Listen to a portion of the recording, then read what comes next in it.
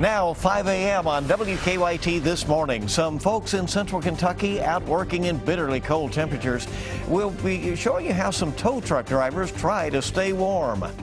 And a rescue mission group suffers a setback during the most crucial time of the year, how they're now dealing with the loss of thousands of dollars. And a Fayette County school board meeting could mean that your child is going to a new school next year. Tracking, alerting, protecting. This is WKYT This Morning. It's Friday. Good morning and welcome in. It's so nice to have you along as we head for the weekend, though it's going to be a cold one. I'm Bill Bryant. And I'm Rebecca Smith. Another Arctic front arriving in the bluegrass this morning, closing 10 schools across our region. And then a shot of that cold air heading in for the weekend. The Arctic front could bring some light snow showers. WKYT's Micah Harris tracking it all now on our first alert defender. Good morning. Yeah, good morning, guys. Yeah, we're going to have a couple of bands roll on through. The first one is out there right now, and then we'll have another one come in the next couple of hours. But outside at the moment, you can see across the region over toward the east and northeastern zones. This is rolling across 64 at this moment, working its way, say, from Powell County and work your way up toward Lewis County. That's kind of the stretch of it. So if you're in between those regions, places like Moorhead, you're going to be seeing these snow showers roll through very shortly. It's not much, but it could cause a couple of isolated issues.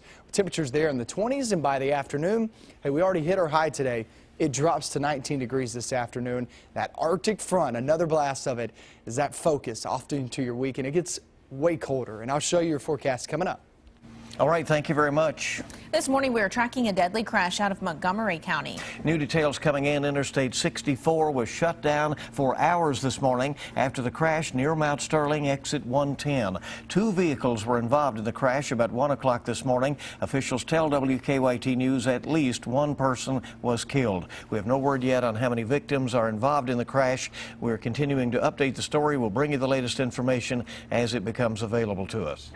We are tracking a developing story out of France this morning. The manhunt for shooting suspects intensified.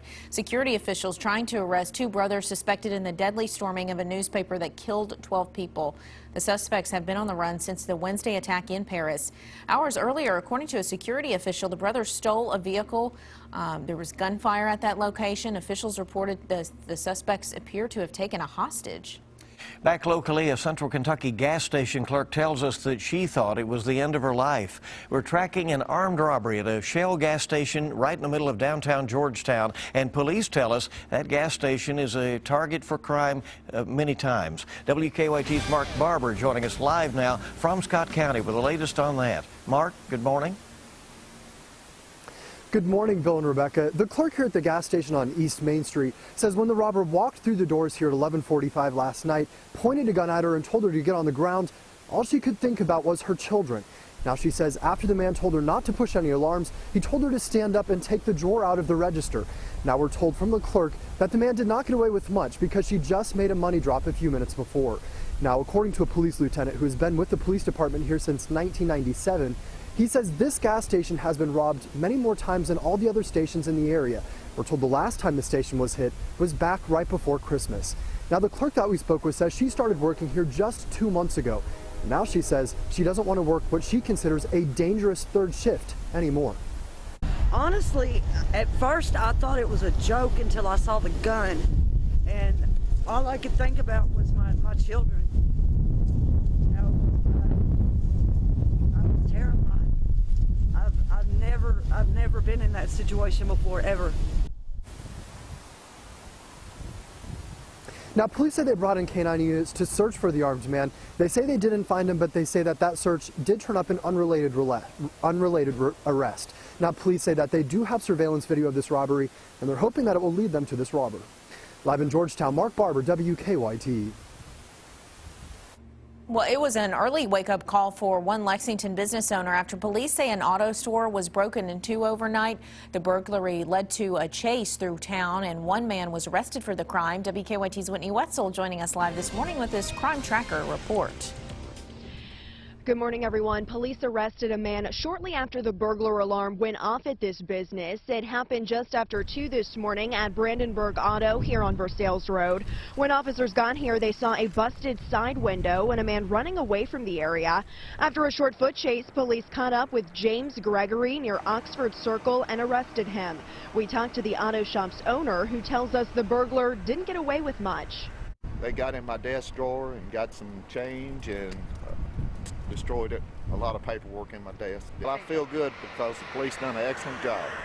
They really deserve the credit for this.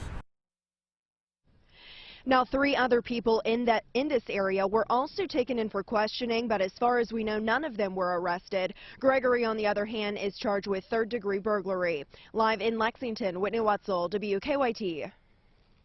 All right, thank you so much, Whitney. Even though it is bitterly cold outside, some people still have to work out in these freezing cold temperatures. Those workers have learned to take extra precautions to stay as warm as possible.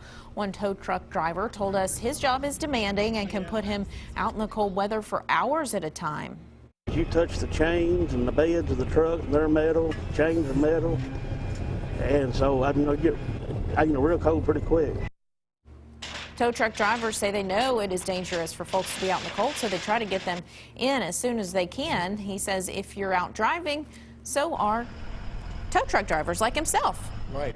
And so keep that in mind and make way for them with those large vehicles. Well, just as the Arctic air moved in, an organization that helps those less fortunate in Lexington suffered a tough break. The Lexington Rescue Mission helps hundreds of people each week. But Tuesday, an aging sewer pipe ruptured, causing the mission to close its building for now.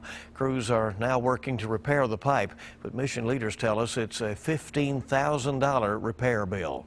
It's devastating just to have this sort of expense at this time of the year when we're trying to do the most. We're trying to put most of our resources in helping people. The mission's building has been closed this week. It could be closed next week as well. Volunteers at Embrace Church have stepped in to allow the rescue mission to provide most of its services at their church on North Limestone. For a full list of closings and delays, along with updated weather information anytime, just go to WKYT.com. This morning, we were tracking the investigation into a deadly crash in Johnson County. It happened Thursday morning on Highway 3 in the Van Leer community. State police say a car crossed the median and hit a truck. That truck then rolled down an embankment. Police say the driver of that truck, 34-year-old Randall Powers, died at the scene. Police say he was not wearing a seatbelt. A third of Kentucky counties have elected jailers, but no jails. One Kentucky lawmaker thinks it's about time to change that. Republican Representative Phil Moffitt of Louisville wants to file a bill that would shift any duties that jailers have in those counties without a jail over to sheriffs. According to the Kentucky Center for Investigative Reporting, the Perry County jailer, for example, makes $69,000 a year, but the county doesn't have a jail. Now, that's the highest salary of any jailer without a jail in the state. But Moffitt says his bill could save the state $2 million each year. Well, the committee in charge of redrawing school boundaries in Fayette County is holding another meeting. In an email sent to parents last night, committee chair Alan Stein said the meeting focused on elementary school boundaries. 2 new elementary schools are planned for Georgetown Road and Passage Mound Way off Polo Club Boulevard. Stein said the committee did not make any final decisions yesterday, but at least 4 more public meetings are planned for the month. The committee hopes to give its redistricting recommendations to the Board of Education in March.